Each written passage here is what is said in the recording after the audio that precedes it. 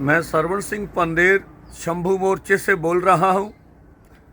कल जो केंद्र से वार्ता हुई, केंद्र के मंत्री प्रहलाद जोशी, खेतीबाड़ी के सेक्रेटरी, फूड सप्लाई मंत्रालय के सेक्रेटरी, जिन्होंने अपना पक्ष रखा कि हमने 2014 से लेके 2024-25 तक जो एमएसपी में बड़ी बढ़ोतरी की है, उनका कहना था 56%, 56% एमएसपी में बढ़ोतरी हुई है। और उन्होंने ऐसा कहा, पीएम आशा और अन्य पॉलिसी हमने किसानों को उचित मूल्य फसल का देने के लिए बनाया है।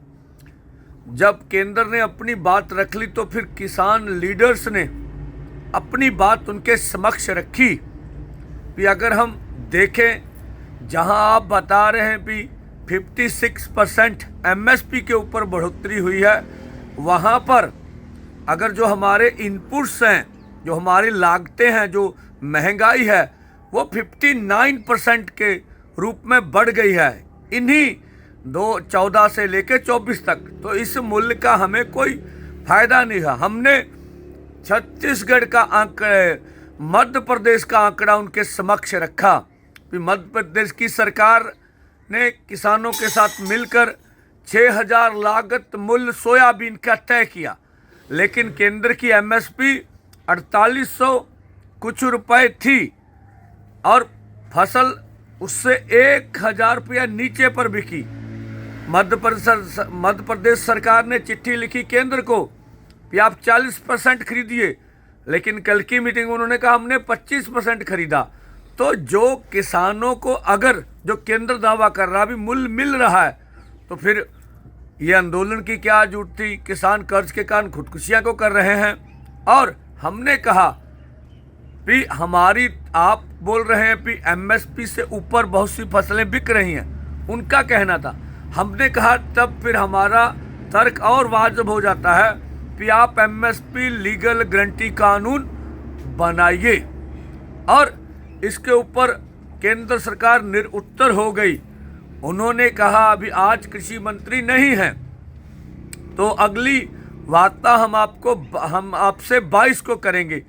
और हमने कहा ये वार्ता का स्थान नई दिल्ली होना चाहिए। तो आगे देखते क्या निकलता। अगर केंद्र वार्ता जारी रखना चाहता है तो हमें कोई भी आपत्ति नहीं, हम चाहते बातचीत से मसलों का हल हो। ये जो एमएसपी लीगल गारंटी कानून है, ये विल पावर का सवाल है।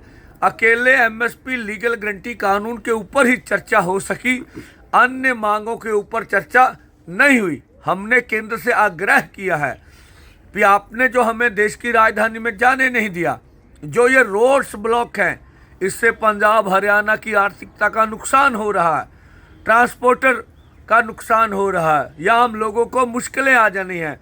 रोड पर बैठना हमारा अन्न का सवाल नहीं है, मजबूरी जरूर है। हम अपने जो हक है वो लेना चाहते हैं डेमोक्रेसी में।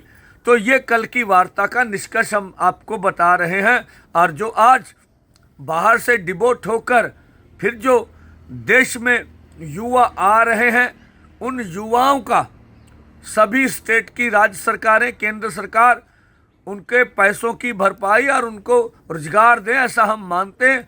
ये भारत में बेरोजगारी का बोलता जागता सबूत है।